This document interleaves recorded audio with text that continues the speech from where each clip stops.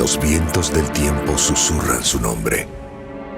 De pueblo en pueblo, de madre a hijo, hasta que toda una nación lo repite. Pero su historia continúa siendo un misterio. Héroe. ¡Cabeza de Malverde no tiene precio! Reformador.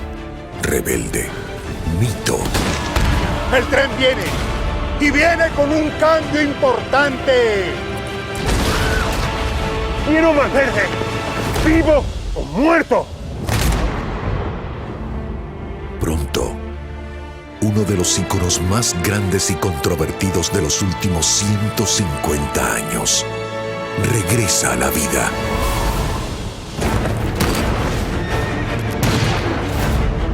Malverde, el santo patrón. Solo en Telemundo.